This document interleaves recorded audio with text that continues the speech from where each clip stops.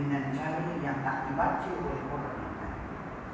Membaca dengan tenang, menikmati makna-maknanya, lalu dia membaca Al-Quran itu tidak disedari dia. Bagaimana dia telah membaca khatmatan ba'da khatmah, satu khatam selepas satu khatam, satu khatam selepas satu khatam, kerana Al-Quran sudah menjadi temannya. Ada orang dia membaca Al-Quran tak boleh nak baca, baca merangkak-rangkak, walhal dia khatam dah baca Quran, dah mengaji Al-Quran, baca lafaznya tidak lancar, baca sikit-sikit tersilap, sikit-sikit tersilap. Tetapi ada orang yang membaca Al-Quran khatmah, khatmah, khatmah, seperti Sayyiduna Al-Imam Syafi'i rahimahullah ta'ala. Dalam bulan Ramadan saja, kharijas salah, di luar semayang, Sayyiduna Al-Imam Syafi'i rahimahullah ta'ala mengkhatamkan 60 khatam Al-Quran dalam bulan Ramadan Al-Mubarak. 60 khatam, 60 kali, yang menunjukkan bagaimana Al-Quran itu kepada Sayyidina Al-Imam Syafi'i rahimahullah ta'ala itu sudah menjadi teman beliau sebelum beliau itu berada di alam barzakh lagi. Jadi apabila kita mujahadah dan berusaha untuk kita membelakangkan hal yang lain demi Al-Quran, ini akan berlaku. Jadi dia begitu, dia sentiasa membaca Al-Quran, sentiasa membaca Al-Quran, dia tidak mengabaikan bacaan Al-Qurannya secara istiqamah, sehingga dia mohon sama Allah Subhanahu wa ta'ala, ya Allah, kurniakan untukku dapat membaca Al-Quran ini bukan di dunia sahaja, tetapi setelah aku wafat, mohon izinkan aku membaca Al-Quran ketika berada di alam barzakh. Dia minta sampai macam tu kerana nikmatnya dia membaca Al-Quran, bahagianya dia membaca Al-Quran. Dia minta nikmat itu berkekalan dan berterusan walaupun dia sudah berada di alam barzakh. Allah Subhanahu wa ta'ala ini, ya, pantang hambanya minta dengan dia. Minta, minta, minta, minta, minta, Allah akan kurniakan untuknya permintaannya.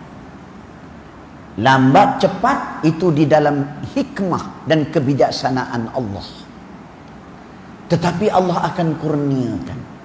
Sebab tu kalau Allah tak mau bagi, Allah tutup mulut orang itu, jangan minta. Jadi Ramadan 30 hari tak berdoa pun dia.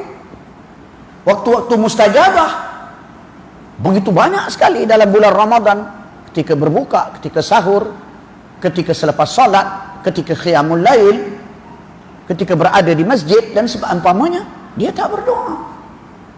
Allah tutup. Kerana apa? Kalau dia berdoa, doanya akan diistijabahkan oleh Allah Ta'ala walaupun di luar Ramadan. Jadi dia minta, kita minta, minta, ya Allah matikan aku sebagai kekasihmu, ya Allah matikan aku sebagai kekasih Nabi-Mu Muhammad SAW. Minta. Kerana Allah itu tak payah untuk Allah Ta'ala nak mengurniakan permintaan kita, mudah saja. Kerana Allah, rahmat Allah itu terlalu luas. Cuma yang Allah Subhanahu wa ta'ala perintah sebagai tanda ketauhidan kita kepada Allah dan usaha kita, maka Allah perintah untuk kita berdoa kepada Allah Subhanahu wa ta'ala. Jadi doanya dimakbulkan Allah. Masya Allah, ya. Dah kalau di alam barzakh baca Quran, dah tentu orang tu tak diazab. Dah tentu dia di alam barzakh penuh dengan nikmat. Maka dia baca Al-Quran. Suatu ketika seorang lelaki lalu di hadapan kuburnya. Allah menyingkapkan suara bacaannya ke alam dunia. Lelaki ni bila dia lalu, dia terdengar ahli kubur ni membaca Al-Quran, dia terkejut. Lalu bila dia terkejut, terpancul keluar dari mulutnya, subhanallah, keluar perkataan zikir subhanallah secara yang tidak disengajakan. Subhanallah. Orang ini baca Quran dalam kubur.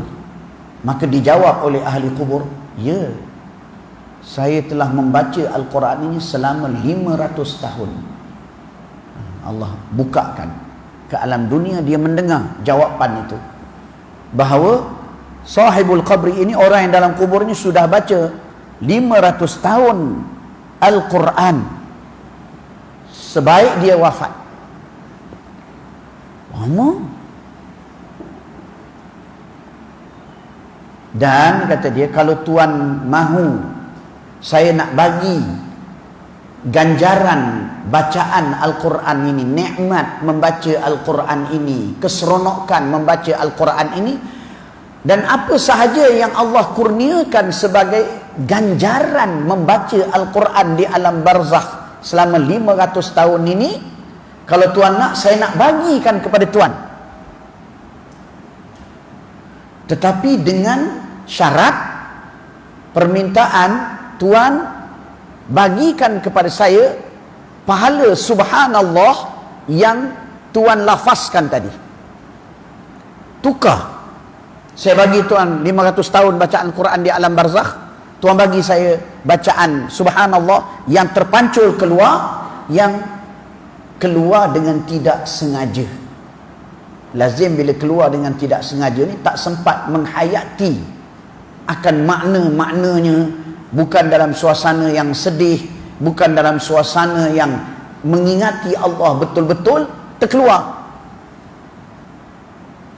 Minta gantikan dengan pahala bacaan subhanallah itu.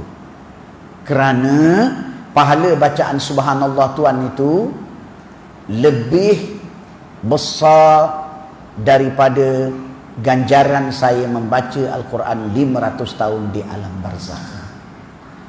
Satu subhanallah, satu saja,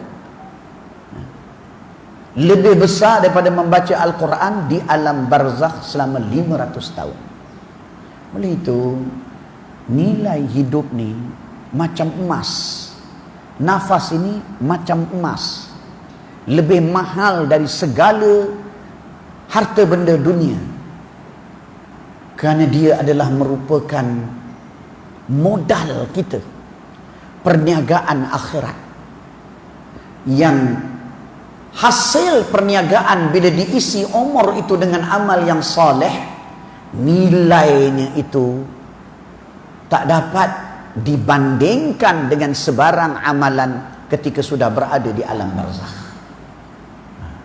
Jadi itu satu subhanallah. Fama balukum, macam mana kalau kita baca 100 subhanallah, 200 subhanallah. Macam mana kalau kita baca setiap hari 300 subhanallah. Macam mana pula kalau kita membaca dengan sirah yang diajarkan oleh Rasulullah SAW kepada Sayyidatina Juwairiyah. Macam mana pula kalau sirah itu dibaca di dalam bulan Ramadan Al-Mubarak. Pahalanya, ya Allah, memang dahsyat. Subhanallah bihamdihi adada khalqihi wa ridha nafsihi wa zinata arshihi wa midada kalimati. Itu kalau luar Ramadan dibaca, dalam bulan Ramadan. Subhanallah bihamdihi, maha suci Allah dengan puji-pujian untuknya. Ini sudah yamla'u ma bainas samawati wal ard. Yang itu saja sudah memenuhi antara langit dan bumi pahalanya. Maknanya kalau kita dapat melihat pahala itu berjisim penuh, daripada petala langit kepada petala bumi ini, semuanya pahala. Hanya subhanallah wa bihamdih. Itu yang kata umur ni nyawa. Sebab tu jangan menyesal setiap detik dalam kita melakukan amal soleh. Jangan lamanya 10 hari duduk mengaji, duduk qiyamul lail, di kompleks Raudhah Al-Jannah. Jangan kita rasa nak balik cepat. Jangan kita rasa rugilah orang lain relax. Jangan. Sebab kita ala haqqin, berada di atas jalan yang betul. Kita melakukan perkara yang betul. Jadi subhanallah bihamdihi adada khalqihi, menurut bilangan makhluknya. Ini Rasulullah SAW yang mengajarkan kepada Sayyidatina Juwairiyah. Jadi kita terus subhanallah bihamdihi, subhanallah bihamdihi, subhanallah bihamdihi, subhanallah bihamdihi, nak suruh sampai adada khalqihi, menurut bilangan makhluk Allah. Ini untuk berapa puluh ribu tahun, berapa ratus ribu tahun. Kemudian Nabi SAW tambah lagi, subhanallah bihamdihi adada khalqihi wa ridha nafsihi. Ini lagi dahsyat. Kalau tadi yang sudah memenuhi antara langit dan bumi,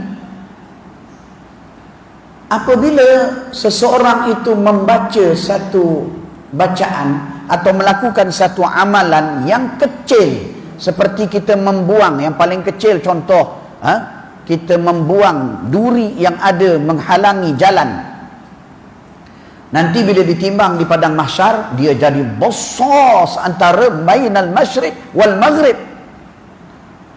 Seorang Nabi merasa heran, bertanya kepada Allah Ta'ala, mengapa amalan hamba ini bila ditimbang satu sahaja, tetapi amalan yang satu itu dibesarkan Allah sehingga sebesar di antara langit dan bumi? Tanya kepada Allah Ta'ala.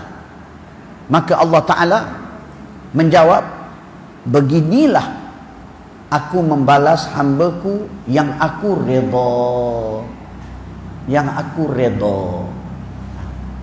Jadi amalan satu kecil saja,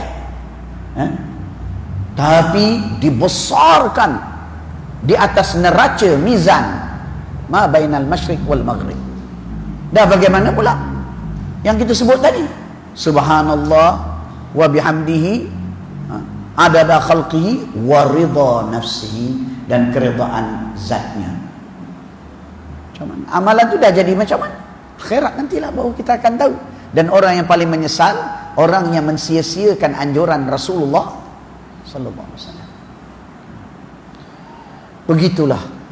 Jadi dalam bulan Ramadan al-Mubarak ini, bulan untuk kita beramal dan terus beramal, sehingga akhirnya dengan amalan-amalan yang sangat besar itu menjadikan kita ini orang yang terselamat dan beruntung dengan rahmat Allah di akhirat nanti, dimasukkan ke dalam Jannatul Firdausil A'la dan dijauhkan dari azabnya semenjak lagi daripada barzakh sehingga ke akhirat di padang mahsyar, sehinggalah selamat dimasukkan ke dalam Jannatul Firdausil A'la.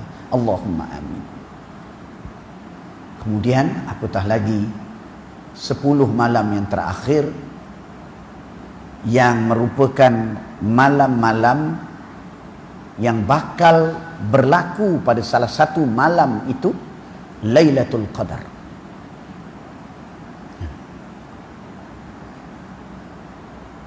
Ustaz nak sebut masa yang terbatas ini, ya, kerana kita nak dengar tausiah daripada tuan guru kita, hafizahullah ta'ala wa ardah, ya. Tuan-tuan semua nak dengar nasihat beliau, ya. Kerana masa terbatas, Ustaz nak sebut di dalam beberapa riwayat, ya, bagaimana yang menjadi asbab kepada turunnya surah Al-Qadar, iaitu dalam satu daripada beberapa riwayat, Sayyidina Rasulullah SAW menceritakan perihal seorang hamba Allah yang dia di zaman yang lampau, umat yang terdahulu, dia berperang fi sabilillah selama 1000 tahun, selama 1000 bulan, dengan memakai baju besinya tidak dibuka selama 1000 bulan. Dia berjuang berperang fi sabilillah. Ini harus Bani Israel, kerana Bani Israel itu difardukan atasnya jihad. Jadi 1000 tahun dia berperang.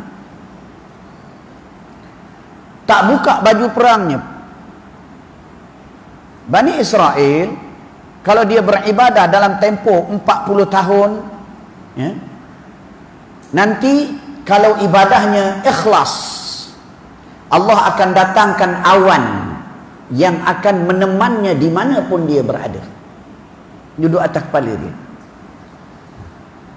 Maka di kalangan Bani Israel ni, nak cam mereka itu ikhlas tak ikhlas, ialah setelah dia beramal sekian lama, maka diperhatikan kedatangan awan yang melindungi mereka itu.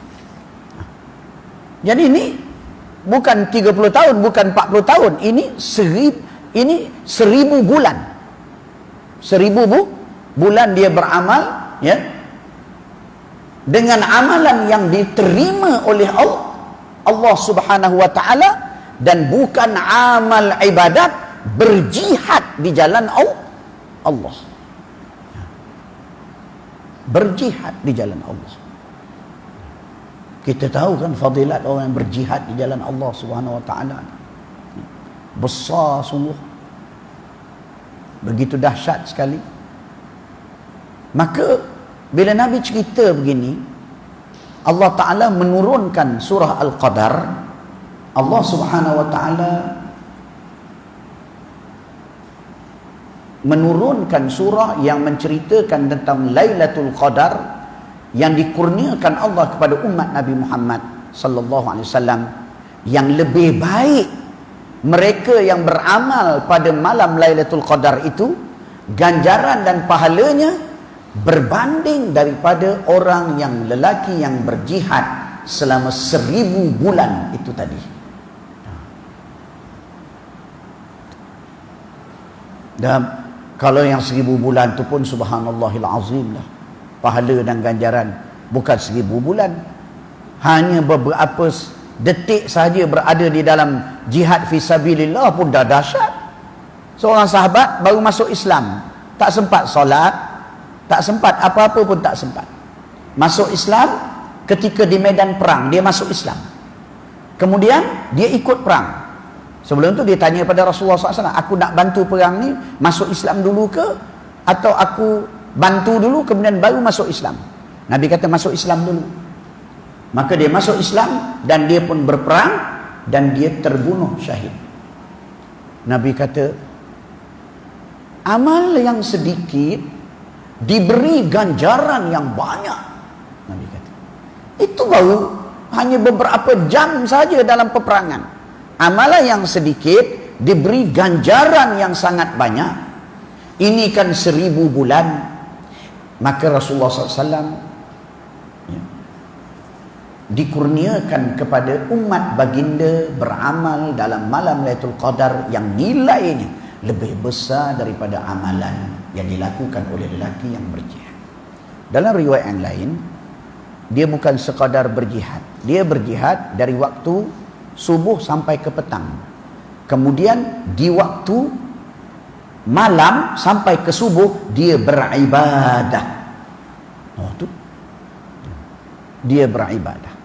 Dalam riwayat yang lain disebut Rasulullah SAW menceritakan tentang 4 orang soleh daripada kalangan nabi-nabi dan orang yang soleh, yaitu Rasulullah SAW menyebut tentang Sayyidina Ayub, Sayyidina Zakaria, Hazqil bin Ajurz, Yusha' bin Nun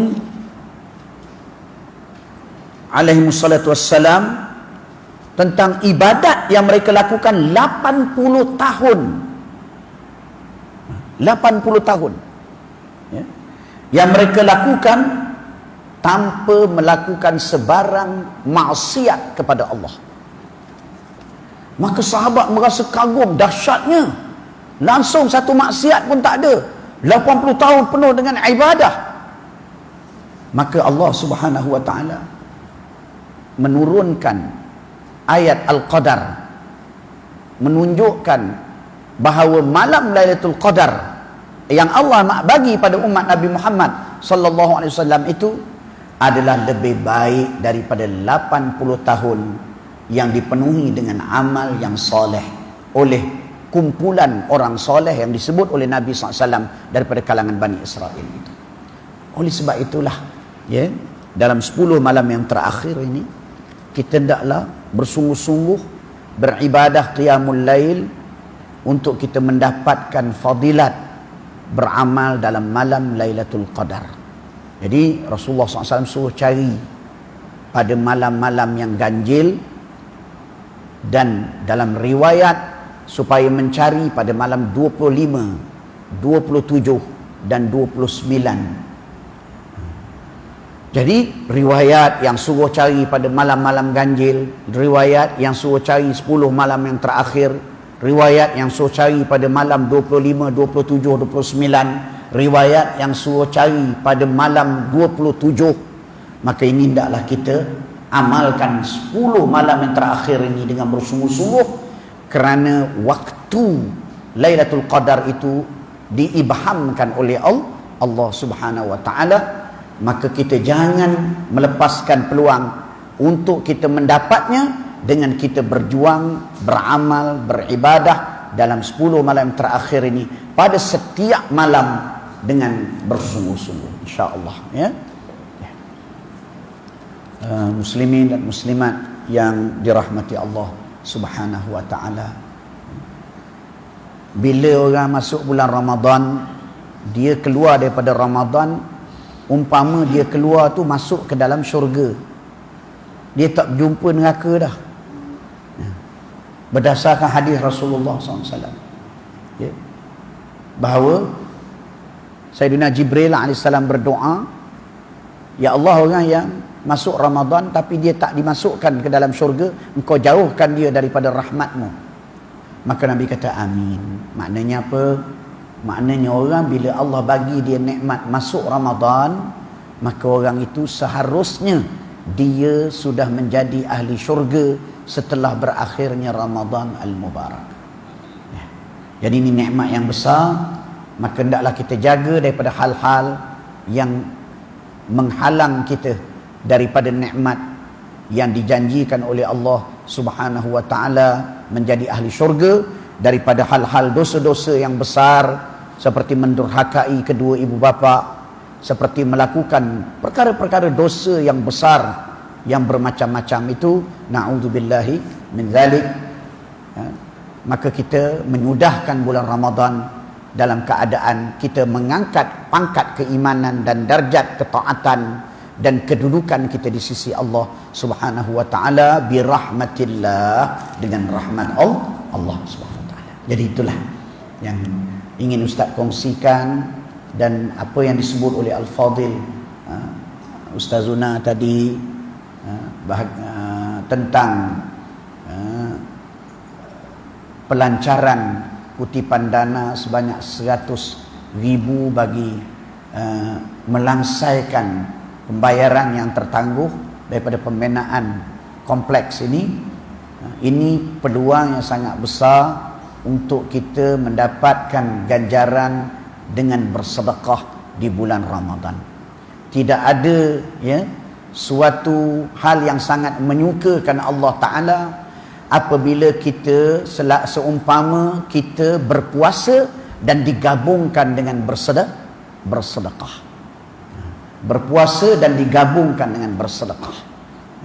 Oleh sebab itu, ini peluang untuk kita mengeluarkan sedekatan jariyah dengan kita membantu untuk melangsaikan bayaran yang tertangguh, sehingga setiap orang yang beribadah, setiap orang yang mendapat manfaat daripada kompleks ini, kita juga mendapat pahala daripada amalan-amalan yang dia lakukan.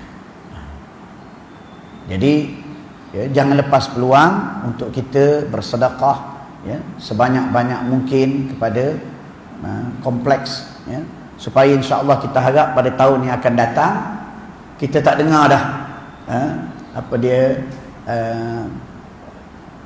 permintaan supaya menyempurnakan pembayaran. Yang kita dengar ialah pelancaran bagi pembinaan, bagi bangunan-bangunan yang baru yang diperlukan oleh madrasah, insya-Allah. Dan madrasah ini dibangunkan oleh orang yang soleh, seorang tuan guru, seorang ulama, seorang ikon dakwah, ya. Itu menunjukkan ya bagaimana madrasah ini adalah sebuah madrasah yang mempunyai pertalian daripada sudut sanad dakwahnya, sanad cintanya kepada Allah, sanad cintanya kepada Rasul SAW, sanad ilmunya, sanad takwanya, kerana ianya bersambung dengan orang-orang yang soleh, diturunkan kepada orang-orang yang terkemudian, yang insya-Allah minas salihin, dan diturunkan seterusnya. Maka rantaian ini satu rantaian yang mendatangkan keberkatan yang berterusan kepada madrasah ini dan kepada yang hadir. Jazakumullah khairan katsiran.